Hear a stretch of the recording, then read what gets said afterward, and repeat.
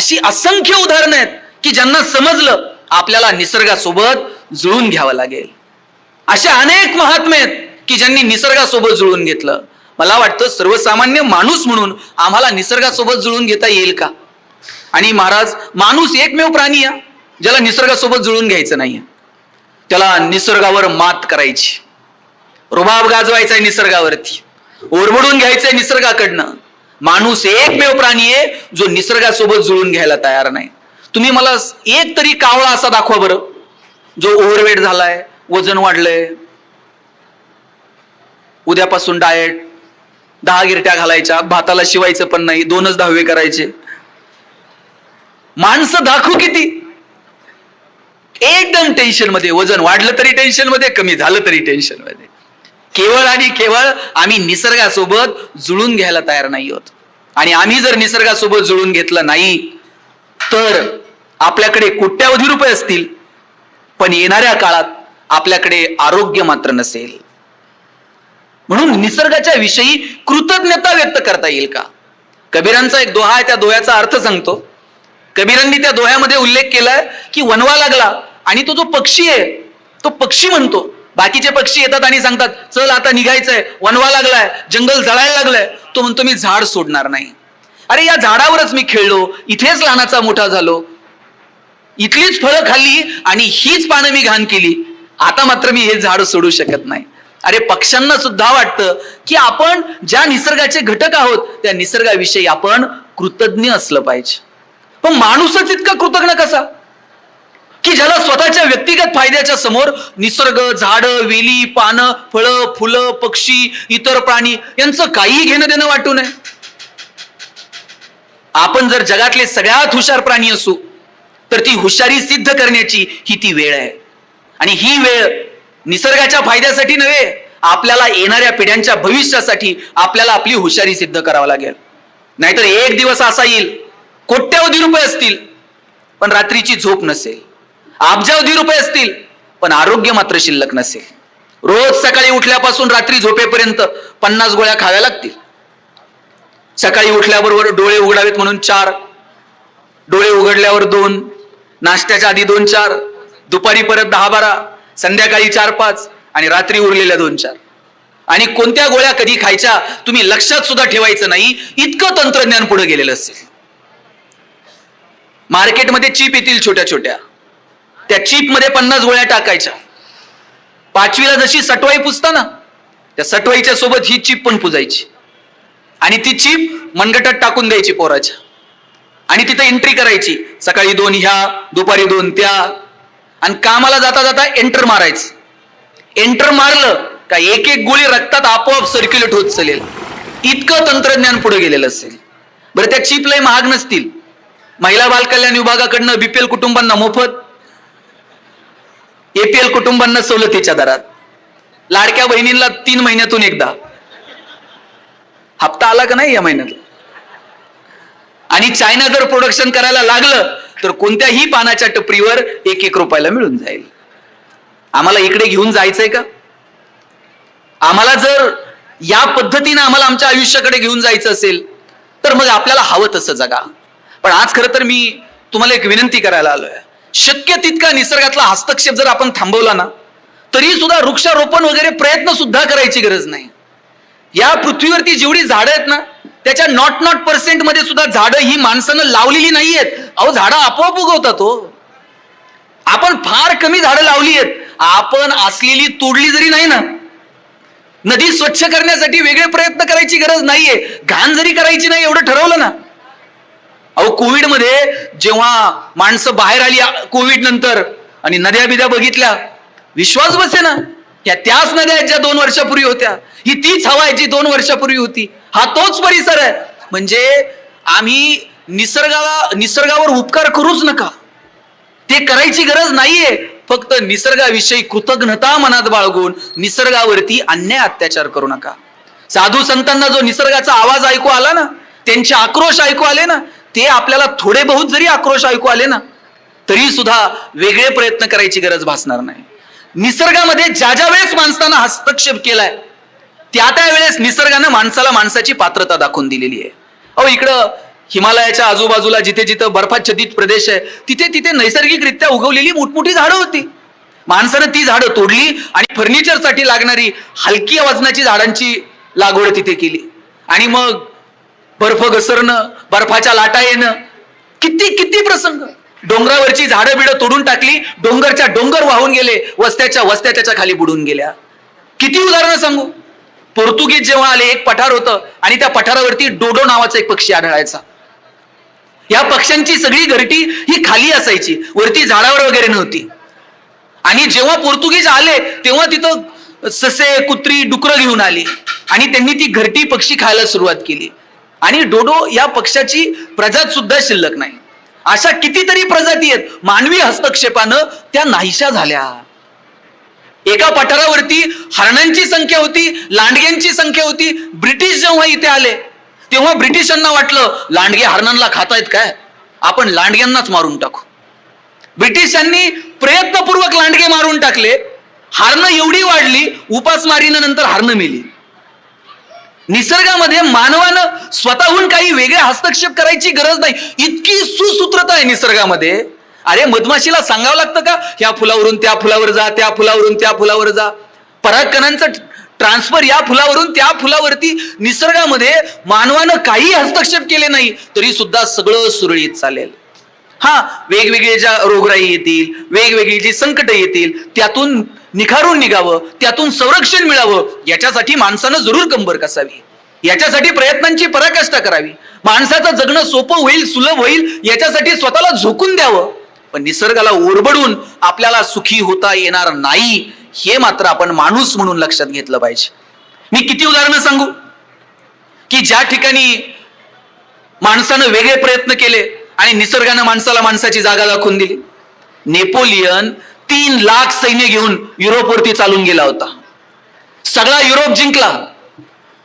त्याला युरोप जिंकता आला पैशांच्या जोरावर, शस्त्रांच्या जोरावर, सामग्रीच्या जोरावर. तिथं त्यानं स्वतःची सत्ताही प्रस्थापित केली. पण युरोपमध्ये पिवळ्या तापाची साथ आली आणि नेपोलियनचं सैन्य पटापट मरायला लागलं. शस्त्राच्या जोरावरती त्याला युरोप जिंकता आला, पण पिवळ्या तापाच्या साथीसमोर शस्त्र मात्र चालली नाहीत. मोजकं उरलेलं सैन्य घेऊन नेपोलियनला परत मायदेशी परतावं लागलं. दक्षिण आफ्रिकेमध्ये जनावरांचा प्लेग आला होता. पटापट जनावरं मरायला लागली. जनावरांवरती आधारित असणारे उद्योग व्यवसाय लायला गेले आणि एकंदरीतच सगळी अर्थव्यवस्था कोलमडून गेली. चीनमध्ये मिंग राजवट होती. त्या मिंग राजवटीमध्ये तिथे प्लेगची साथ आली. त्या प्लेगच्या साथीमध्ये सगळी मिंग राजवट उद्ध्वस्त झाली. निसर्गानं माणसाला वारंवार सांगितलं, बाबांनो तुम्ही निसर्गासोबत जुळून घ्या. आणि म्हणून आज आपण सगळेजण प्रयत्न करूयात आणि निसर्गासोबत जुळून घेण्यासाठी अनेक वेगवेगळे पर्याय असतील तुमच्या समोर. आंतरराष्ट्रीय परिषदांमध्ये मोठमोठी भाषणं होतात. कॉलेजमध्ये पर्यावरणाचा आता सब्जेक्ट आलाय.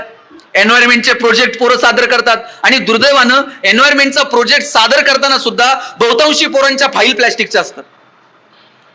आंतरराष्ट्रीय परिषदांमध्ये गाजलेली भाषणं, त्याच्यावरती झालेल्या चर्चा. अरे स्वीडनमध्ये एक मुलगी, नो फ्रायडे स्कूल, तुम्ही ह्या गप्पा मारणं बंद करा, भाषणं ठोकणं बंद करा, निसर्गावरती थेट काम करायला सुरुवात करा. तिनं सांगितलं शुक्रवारी आम्ही शाळेत जाणार नाही आणि संसदेसमोर त्या देशामध्ये तिनं आंदोलन करायला सुरू केलं. लोक जागृत आहेत, त्यांना कळतंय की आपण आता थेट इम्प्लिमेंटेशन केलं पाहिजे. आणि मला तुमचं कौतुक काय माहितीये, या तुमच्या वृक्षदायी संस्थेचं हे थेट काम आहे. आम्ही येऊ, झाड लावू, वाढवू, टिकू, त्याच्यासाठी आम्ही सगळेजण एकत्र येऊ, जमेल तेवढं काम करू. ह्या थेट इम्प्लिमेंटेशन वरती आपल्याला येण्याची गरज आहे. म्हणजे इथून जाताना काय संदेश घेऊन जायचा ते मला काय माहित नाही, कोण काय बोललं, कुणी काय भाषण केलं, जगात काय झालं, संतांनी काय. माझं थेट काम असेल, पुढच्या वर्षी एक तरी झाड लावील आणि ते वाढवील. लावणं नाही, त्याच्या बरोबरीने वाढवणं. स्वतःच्या लेकराचं जसं संगोपन करतो ना तसं संगोपन करणं. अरे इतिहास आहे या देशाला. राजस्थानमध्ये राजवाडा बांधायचा होता आणि राजानं सांगितलं अमुक अमुक जंगलातली ती अमुक अमुक झाड आहेत ना तेवढी तोडून आणा. बिश्नोई समाज, पुरुष नव्हते गावात, फक्त महिला होत्या आणि त्या सैन्याला कडकडून विरोध केला आणि सांगितलं की ही झाडं बिडं तोडायची नाहीत. आम्ही देव मानतो. कोकणात सुद्धा कितीतरी ठिकाणी देवराई होत्या. पिंपळाच्या झाडाखाली देव असायचा आणि देवाची झाडं म्हणून जंगल जोपासत होती. माणसं शिकलेली नव्हती हो, पण शिक्षित होती, सुशिक्षित होती, सुसंस्कृत होती, सृजनशील होती. आपण अशिक्षितपणाचा टप्पा ओलांडला आणि शिक्षित झालो, पण आपल्याला सुशिक्षित, सुसंस्कृत आणि सृजनशील होण्यासाठी फार मोठा वाव आहे. कोणत्या विद्यापीठात त्यांनी एन्व्हायरमेंटचा कोर्स केला होता, पण त्या बायकांनी सांगितलं की ही झाडं म्हणजे आमचा देव आहे आणि तुम्हाला तोडता येणार नाही. सैन्यानं सांगितलं आमच्या आड येऊ नका, राजाचा आदेश आहे, राजमहालासाठी ही झाडं आणि हेच लाकूड लागणार आहे. सगळ्या स्त्रियांनी त्या झाडांना मिठ्या मारल्या आणि निर्दयी सैन्यानं झाडं महिलांसहित कापली. आणि त्यानंतर चिपको मुवमेंट त्या नावानं पुढे आली. सुंदरलाल बहुगुणा यांनी जी मुवमेंट राबवली, सुंदरलाल बहुगुणा जिथं जाईल तिथे झाडांवरच बोलायचे. आणि एक दिवशी एका माणसानं विचारलं, तुम्ही कायम का झाडांवरच बोलता? झाड सोडून तुम्हाला दुसरा विषय नाही बोलायला, तुम्ही झाडांवरच का बोलता? त्यांनी दिले उत्तर इतकं गोड होतं, ते म्हणजे झाडांना बोलता येत नाही म्हणून झाडांवर बोलावं लागतं. आमचे बाबा फार छान सांगायचे, ते म्हणायचे बोलायचंय ना तर कृष्णाशी बोला. म्हणजे एक तर बोलावं कृष्णाशी एकांतात असताना, आणि समाजात असताना बोलावं कृष्णावर. म्हणजे अशी माणसं होती हो ताकदीची. त्याला झाडांना बोलता येत नाही म्हणून मी झाडांवरती बोलतो. किती लोकांनी या गोष्टीनं काम सुरू केलं. मला वाटतं आपल्या दारामध्ये बघा, पूर्वजांनी किती छोट्या छोट्या गोष्टी सांगून ठेवल्या. आपल्या दारामध्ये तुळस असली पाहिजे, ती तुळस आपल्याला ऑक्सिजन देते. तुम्ही मी जे जगतोय ना साहेब, यातला कोणताही एक घटक घ्या, हा सर्वस्वी झाडांवर अवलंबून आहे. 7वीला धडा होता, दगडी कोळशाची निर्मिती कशी होती. जे झाडं गाडले गेले त्याच्यावरती मातीचा प्रेशर आला, प्रश्न यायचा पुस्तकात, दगडी कोळशांची निर्मिती कशी होते. आणि मग हे सगळ्या वनस्पती जेव्हा गाडल्या गेल्या जमिनीमध्ये, मातीचा ठराविक प्रेशर क्रिएट झाला आणि त्यातून मग दगडी कोळशाची निर्मिती झाली. तुम्ही मी जी ऊर्जा वापरतो, जी इंधनं वापरतो, त्याच्या मुळाशी झाडं आहेत. तुम्ही मी कपडे घालतो त्याच्या मुळाशी झाड आहेत. तुम्ही मी जे अन्न खातो ते झाडांपासून आहे. जो पाऊस पडतो तो झाडांपासून आहे. जे पाणी पितो ते झाडांपासून आहे. जो ऑक्सिजन घेतो, जो प्राणवायू मिळतो तो झाडांपासून आहे. झाड नाही तर एक वेळ माणूस नसला पृथ्वीवर तरी पृथ्वी टिकल, पण झाड जर या पृथ्वीवरती नाही राहिलं.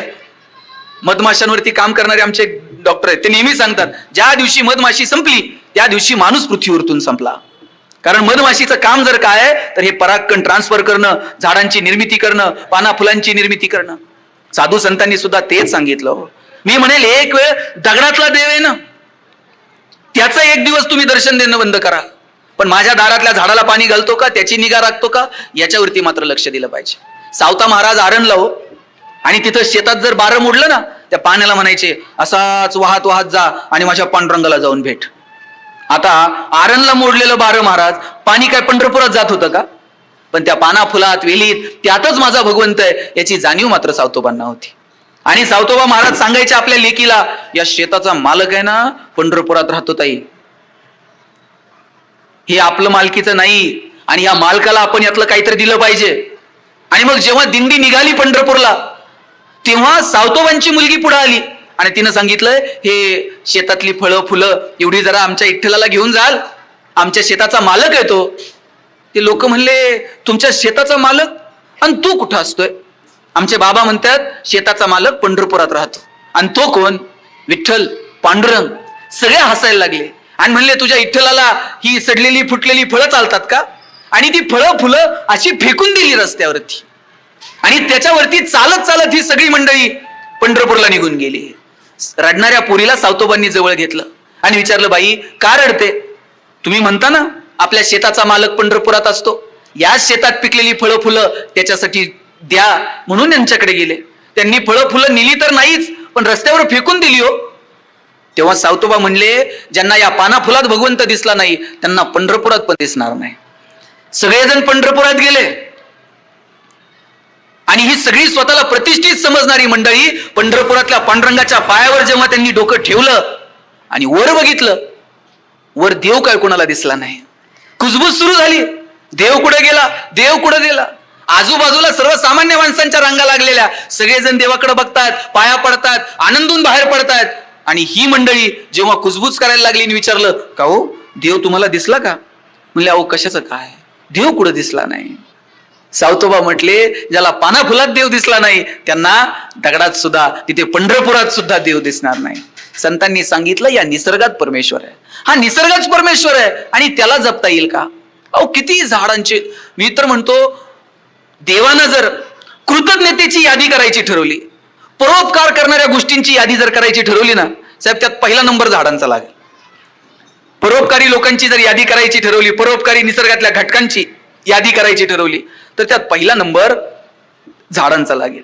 किती उपकार आहेत ते आपण शब्दात सुद्धा व्यक्त करू शकत नाहीत. आणि म्हणून झाडांच्या प्रती थोडंसं हळवं होता येईल का? झाडांच्या प्रती थोडीशी कृतज्ञता बाळगता येईल का? सुधा मूर्तींचं एक पुस्तक वाचनात आलं, त्यात त्यांनी लिहिलं होतं, मी ज्या घराच्या शेजारी राहायचे त्या घराच्या शेजारी एक प्राजक्ताचं झाड होतं आणि त्या प्राजक्ताच्या झाडाच्या शेजारी जी खिडकी होती त्या खिडकीत मी अभ्यासाला बसायचे आणि खिडकीतनं बाहेर हात घ्यायचे आणि त्या फांदीवरनं अलगद हात फिरवायचे. झाडांना बोलता येत नाही मित्रांनो, पण झाडांना भावना असतात, त्यांना आपले स्पर्श कळतात, त्यांना आपला संवाद कळतो. सुधामूर्ती लिहितात, मी त्या फांदीवरनं रोज हात फिरवायचे, त्या झाडासोबत बोलायचे, माझ्या आयुष्यातल्या गमती जमती सुखदुःख त्या झाडाला शेअर करायचे. आता झाडही माझ्याशी बोलायला लागलं होतं. मी बोलायला लागले का पानांची सळसळ ऐकायला यायची. मी आनंदी असले तर कधी कधी प्राजक्ताच्या फुलांचा सडा पडायचा. झाडही आता माझ्यासोबत संवाद साधत होतं. पण घर आमचं रेंटचं होतं, कधीतरी घर सोडायचंच होतं. आता घर सोडायचं 4 दिवसांनी. घर सोडायचं दुःख तर होतच, पण त्याही पेक्षा जास्त दुःख होतं, आता हे झाड सोडून जावं लागेल. काळजावर दगड ठेवला आणि झाडाला जाऊन सांगितलं, 4 दिवसांनी आम्ही घर सोडतोय, हा परत आपली भेट होईल की नाही मला माहित नाही. झाड काहीच बोललं नाही. पुढचे 4 दिवस ना पानांची सळसळ ऐकायला आली, ना प्राजक्ताच्या फुलांचा सडा पडला. झाड अगदी गप्प गप्प होतं, एकही शब्द बोलायला तयार नाही, व्यक्त व्हायला तयार नाही. 4थ्या दिवशी घर सोडायचं, सगळं सामान गाडीत भरलं, मीही गाडीत जाऊन बसणार. तेव्हा मला वाटलं झाडासोबत बोलायला हवं. पळत गेले, शब्द फुटेना, झाडाला जाऊन मिठी मारली. गच्च झालेले डोळे 2 मिनिटांनी मी उघडले आणि बघते तर काय, आजूबाजूला प्राजक्ताच्या फुलांचा सडा पडलेला होता. ते झाड जणू सांगत होतं, रडू नको, भेटू पुन्हा कधीतरी, होईल आपली भेट. झाडाला शेवटचा टाटा केला आणि मी निघून गेले. 2 वर्षांनी मी पुन्हा त्या गावात आले आणि कुणाला तरी विचारलं, का हो आमच्या जुन्या घराच्या शेजारी एक प्राजक्ताचं झाड होतं, ते अजून आहे का? तेव्हा कुणीतरी म्हटलं, झाड अजून तसंच आहे, फक्त खिडकीपाशी आलेली फांदी मात्र सुकून गेली. जोपर्यंत स्पर्श आहेत ना तोपर्यंत ती सगळी नाती आहेत. त्या झाडाला, त्या फांदीला त्या स्पर्शाची सवय होऊन गेली होती. आता तो स्पर्श नाही, झाड जगतंय, पण फांदी मात्र सुकून गेली. झाडांनाही भावना आहेत. अहो आमच्या सगळ्या महिला रोज त्या तुळशी सोबत बोलतात, रोज तिला स्वतःचं सुख दुःख सांगतात. अहो जात्यावर दळणारी बाई सुद्धा तिथल्या पाना फुलांशी बोलायची. माणसं शिकलेली नव्हती, पण निसर्गासोबत त्यांनी जुळून घेतलं होतं. ते निसर्गासोबत पुन्हा एकदा आपल्याला जुळून घेता येईल का?